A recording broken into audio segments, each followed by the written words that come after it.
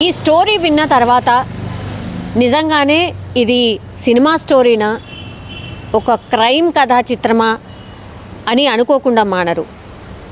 Because స్వయంగా ఎవరైతే ఒక బాధని అనుభవించిన వ్యక్తి ఎవరైతే ఉన్నాడో అతనే స్వయంగా తను ఏం చేశాడో ఒప్పుకొని సెల్ఫీ వీడియో రిలీజ్ చేస్తే కానీ అసలు ఏం జరిగింది అనేది పోలీసులకు కూడా అంతు చిక్కలేదు. ఎందుకంటే పోలీసులు కూడా ఒక అనుమానాస్పద మృతి కిందనే కేసు నమోదు చేసి ఎంక్వైరీ స్టార్ట్ చేసిండ్రు. సో ఇందులో ఒక తండ్రి చెప్తున్న వేదన ఆర్ తండ్రి పడిన వేదన ఇది.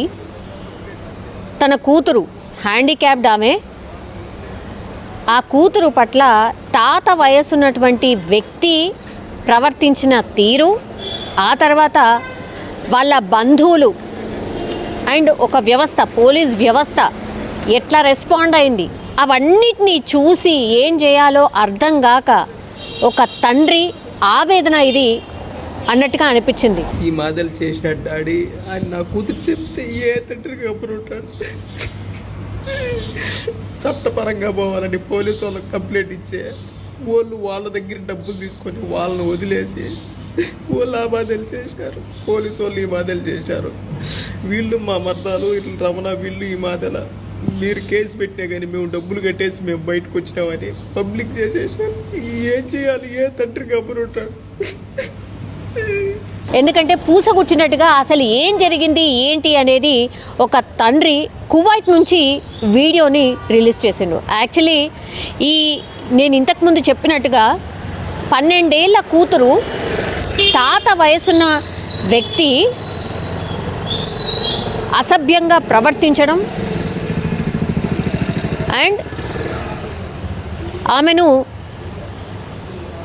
అంటే ఒక రకంగా ఆమె పట్ల అసభ్యంగా ప్రవర్తించిండు అంటేనే అర్థం చేసుకోవచ్చు. 59 సంవత్సరాలు ఆ వ్యక్తికి. అండ్ ఇప్పుడు వీడియోలో కనిపిస్తున్నటువంటి వ్యక్తి ఎవరైతే ఉన్నారో వాళ్ళ పాపకు వచ్చి 12 ఏళ్ళు, కువైట్లో ఉంటున్నారు. కాబట్టి వాళ్ళ పాప వాళ్ళ మరదల దగ్గర, అంటే వాళ్ళ ఇప్పుడు ఈ తండ్రి ఎవరైతే ఉన్నారో వాళ్ళ మరదల దగ్గర ఊర్లో ఉంచి సంరక్షణ చూసుకో అని చెప్పి వెళ్తే ఈ మరదలు వాళ్ళ మామ ఎవరైతే ఉంటారో వాళ్ళ కూతురు పట్ల అంటే ఎంత అసభ్యంగా ప్రవర్తించి ఎంత పెయిన్ఫుల్ అనుభవిస్తే కానీ ఆ తండ్రి ఆవేదనగా చెప్తున్నటువంటి సిట్యుయేషన్ క్లియర్గా చెప్పిండో. ఆ తాత వయసున్న వ్యక్తిని ఎవరైతే నా కూతురు పట్ల అసభ్యంగా ప్రవర్తించిండో నేనే చంపాను, కువైట్ నుంచి వచ్చి అతన్ని చంపి వెళ్ళిపోయాను అని క్లియర్ కట్గా చెప్పినటువంటి సిచ్యువేషన్.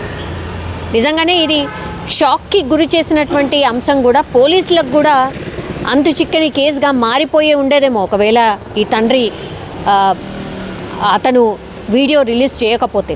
అసలు ఏం జరిగింది ఏంటి అనేది ఆ తండ్రి మాటల్లో మీరే వినండి. సారే నా కూతురు చెప్పిన మాటలేనండి. ఎక్కడెక్కడ పట్టుకున్నాను పాస్ పోసుకున్నాక ఏ తాత పట్టుకునిందా? వద్దు తాత, మళ్ళీ ఎందుకు పట్టుకున్నావు తాత? నిద్రపోయేటప్పుడు పట్టుకున్నాడా? నిద్రపోయేటప్పుడు అప్పుడు తూగుతాను నేను. దిగిపోతా తాత ఆంజనేయ తాత దగ్గర పనుకుంటే పోయి ఎక్కడ పట్టుకున్నాడు.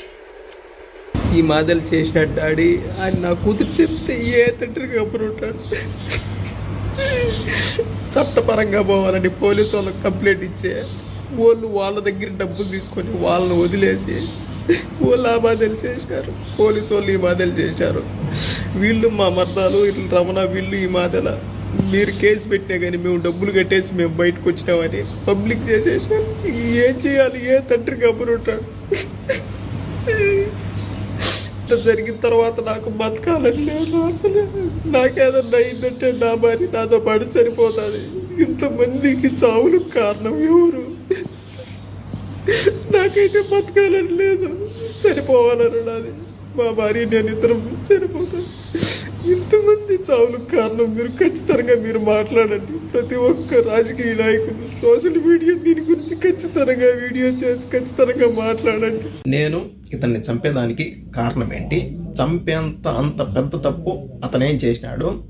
ఒక రచ్చకు కానీ ఒక గొడవకు కానీ ఇంకొకరిని ఒక మాట నేను అనేది కానీ, రచ్చలకు నేను దూరంగా ఉంటాను, గొడవలకైనా కానీ రచ్చలకైనా కానీ వీటన్నిటికీ దూరంగా ఉండే నేను ఇతన్ని అలా చేసే అంత నిర్ణయం నేను దేనికి తీసుకున్నానో అతనేం చేసినాడు. మాది అన్నమయ్య కడప జిల్లా ఓబులవారిపల్లి మండలము ఐలరాజపల్లి హరిజనవాడ గ్రామం మాది.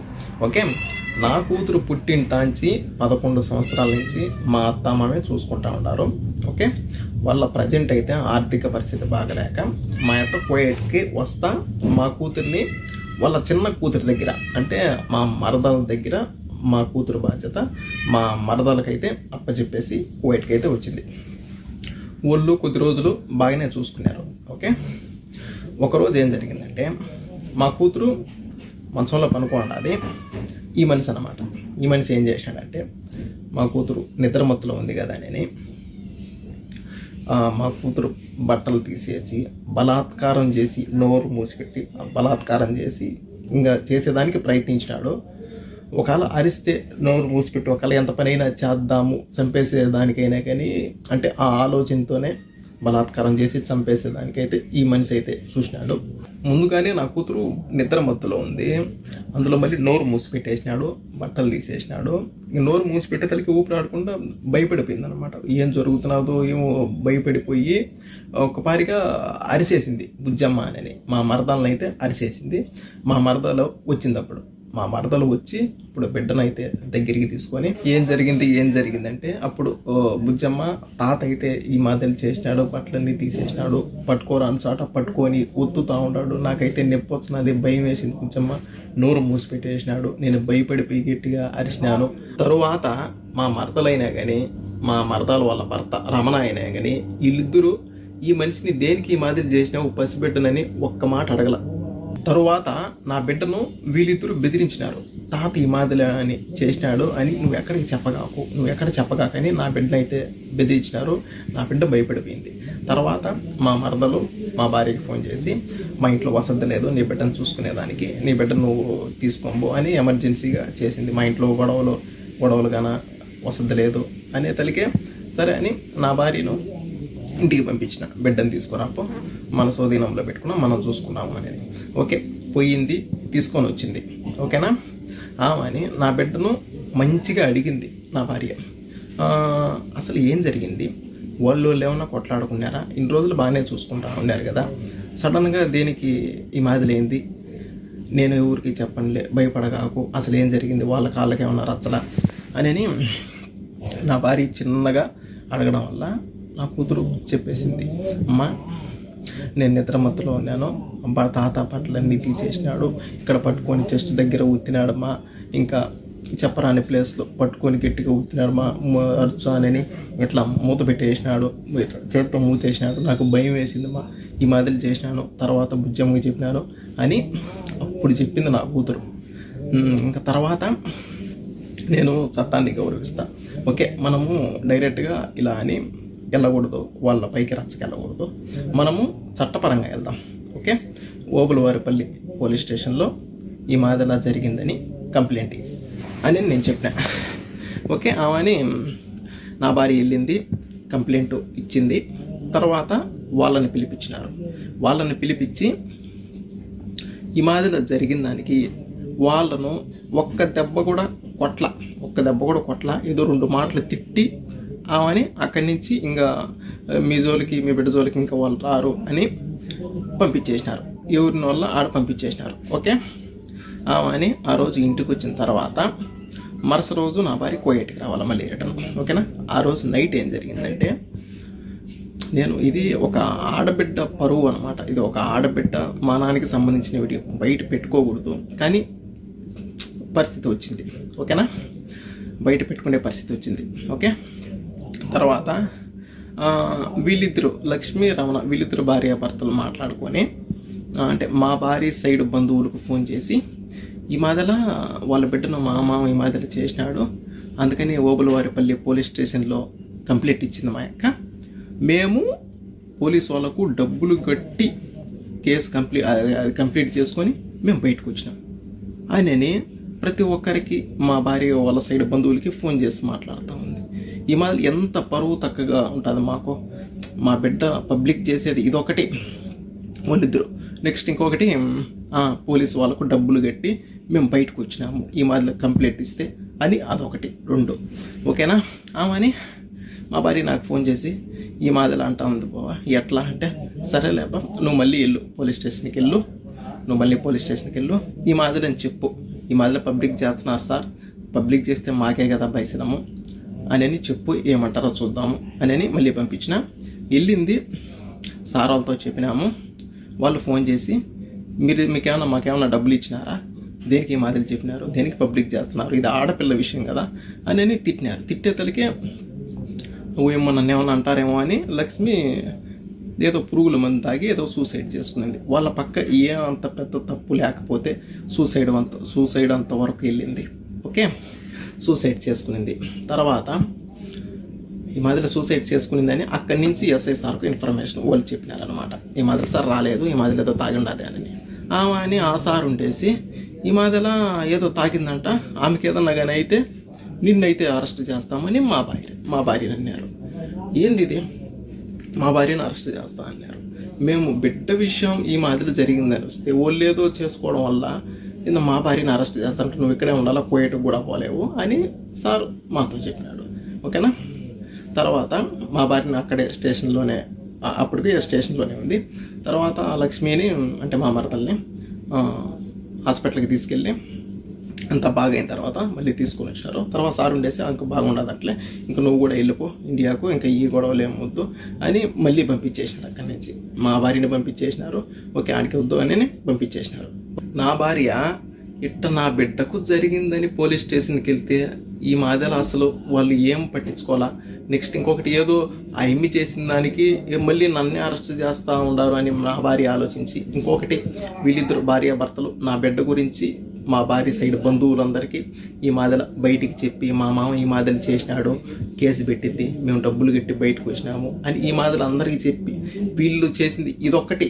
ఇంకా వీళ్ళు పోలీసు వాళ్ళు ఈ మాదిరి అసలు పట్టించుకోవాలా. ఈ మాదిరి ఆడబిడ్డకు జరిగిందంటే ఈ మాదిరి పట్టించుకోవాలా. ఈ 2 ఆలోచించి ఎవరు సపోర్ట్ చేయలేదు. నా బిడ్డకు ఈ మాదిరి జరిగితే ఎవరు సపోర్ట్ చేయలేదు అని ఆలోచించి నా భార్య సూసైడ్ చేసుకునింది. ఏదో తాగింది. తర్వాత మేము కూడా హాస్పిటల్కి తీసుకెళ్ళి ఎలాగాలో ఎంత కక్కించుకొని చిన్నంగా ఎలాగాలో బయటికి నేను తెచ్చుకున్నా. తర్వాత అంటే వీళ్ళిద్దరు లక్ష్మీ రమణ వీళ్ళిద్దరు కలిసి అంటే పబ్లిక్ చేసినారు కదా, మా భార్య వాళ్ళ బంధువులకి పబ్లిక్ చేసినారు కదా. ఇంకా ఒక్కొక్కరు చేసి ఈ మాదిరి జరిగిందంట కదా, మీరేం చేయలేదా, వాళ్ళు ఏమో డబ్బులు కట్టుకొని బయటకు వచ్చినారంట, మీరేం చేయలేదా అని ఒక్కొక్క మాటలు మాట్లాడుతూ ఉంటే ఏందిరా ఇది, ఇల్లు అనబోతే ఇట్లా చేసినారు. నెక్స్ట్ ఇంకా చట్టపరంగా చట్టాన్ని గౌరవించి పోలీసు వాళ్ళ ద్వారా వెళ్దాం అనుకుంటే వాళ్ళు ఏం చేయలేకపోయినారు. ఊరికే మాటల వరకు మాట్లాడి పంపించేసినారు. తర్వాత ఏంది ఇది, ఏం చేయాలో నాకు అర్థం కావడం లేదు. ఆడబిడ్డకి ఈ మాదిరి జరిగితే చట్టం కూడా సీరియస్గా తీసుకోవాలా. నాకు అర్థం కాల. వీళ్ళు పబ్లిక్ చేసి ఈ మాదిరి మాట్లాడుతూ ఉండేది ఒకటి, వీళ్ళు పోలీసు వాళ్ళు పట్టించుకున్నది ఒకటి. అబ్బా నాకేం అర్థం కాల. అని మొత్తానికి ఎట్లయితే ఎట్లా అవుతుందని మొత్తానికి ఒక కన్న తండ్రిగా నిర్ణయం తీసుకున్నాను. ఈ విషయంలో ఎవరు ఏం చేయలేకపోయినా కానీ నా బిడ్డను నేను కాపాడుకోవాలా. ఎవరు సపోర్ట్ నిలబడుకున్నా కానీ నా బిడ్డ సపోర్టు నేను నిలబడాలి. ఒకవేళ నేను వీళ్ళున్నట్టే సైలెంట్గా నేను ఉంటే ఇంకా నా బిడ్డకి ఈ మాదిరి జరిగిన దానికి ఒక కన్న తండ్రిగా నేను బ్రతికుండి కూడా సచ్చినట్టే లెక్క. నా కూతురు డాడీ ఈ మాదిరి చేసాడు, డాడీ పట్టుకున్నాడు, డాడీ గట్టిగా పట్టుకో, అక్కడ చెస్ట్ దగ్గర అక్కడ పట్టుకోరాని చోట పట్టుకున్నాడు డాడీ, బట్టలు తీసేసాడు డాడీ, భయపడినా డాడీ, మూసుకున్నాడు డాడీ, నోరు మూత పెట్టేసినాడు డాడీ, భయపడిపోయినాడు డాడీ, ఊపిరాలేదు డాడీ అని చెప్తా ఉంటే ఒక కన్న తండ్రికి ఏ రకంగా ఉంటుందో ఒక్క రొంత ఆలోచించండి. అందులో వీళ్ళు పోలీసు వాళ్ళు ఏం చేయలేకపోయా, వీళ్ళు పబ్లిక్ చేసి ఈ మాదిరిలా మాట్లాడేది ఒకటి. అబ్బా, అప్పుడు నిర్ణయం తీసుకున్నా, నా బిడ్డ జీవితం నాశనం చెయ్యాలి అని అనుకున్న అతని జీవితం ఉండకూడదు అని అప్పుడు నిర్ణయం తీసుకున్నా. ఎవరికి తెలియదు నేను ఇండియాకు వస్తూ ఉన్నట్టు, ఎవరికి తెలియదు. మా కువైట్తో మాట్లాడుకొని ఒక 4 రోజులు సెలవు కావాలని చెప్పి పాస్పోర్ట్ తీసుకొని 2 టికెట్లు నేనే కొనుక్కొని మా భార్యకి కూడా నేను ఎడార్లేకి జాకూర్కి వెళ్తున్నాను అని చెప్పి నేను వచ్చిన. ఇండియాకు వచ్చిన, కువైట్ నుంచి ఇండియాకు వచ్చి నేను చేసే పని అతన్ని నేను చేసి తర్వాత మళ్ళీ నేను కువైట్కి వచ్చిన. ఒక్కటి ఆలోచించండి, నేను చేసింది ఓకే తప్పే, కానీ దేనికి చేయాల్సి వచ్చింది? ఎవరు దీన్ని పట్టించుకోకపోవడం వల్ల నేను ఈ నిర్ణయము తీసుకోవాల్సి వచ్చింది. నేను ఒక రచ్చకు బాను, ఒక గొడవలకు బాను, ఒక ఎవరిని ఒక మాట తప్పుగా నేను అన్ను. అలాంటిది ఇంత నిర్ణయం దేనికి తీసుకున్నాను? అంతవరకు పరిస్థితి వచ్చింది, తీసుకొని వచ్చినారు, ఇంతవరకు తీసుకొని వచ్చినారు. ఇతనిని చంపిన విషయంలో నా సైడ్ బంధువులకు కానీ మా భార్య సైడ్ బంధువులకు కానీ ఎవరికి ఏ సంబంధం లేదు. మొత్తం అంతా పూర్తి బాధ్యత నాదే, నేనే చేసిన. ఓకే, ఏం చేశాను? ఒక కన్న తండ్రిగా వీళ్ళు పోలీసు వాళ్ళు ఏం సీరియస్గా తీసుకోకపోయా. వీళ్ళు అనబోతే లక్ష్మి వాళ్ళ భర్త ఈ మాదిలా అందరికీ ఫోన్లు చేసి అల్లరిపాలు చేస్తూ ఉండి రెచ్చగొట్టినట్టు మాట్లాడుతూ ఉండి ఒక కన్న తండ్రిగా ఇంకా నేను ఏం చేశాను? ఇంకా నిర్ణయం తీసుకోవాల్సి వచ్చింది. నిర్ణయం తీసుకున్నా, ఇండియాకి వెళ్ళినా, చేసే పని చేసినా, మళ్ళీ కువైట్కి వచ్చిన. ఓకే, ఇండియాలో అంటే అక్కడ ఈ మాదాల మనిషిని చంపినారు అని తెలుసు, కానీ దేనికోసం చంపినారు, ఎవరు చంపినారు, అంత ఇతనేం చేసినాడు అని తెలీదు.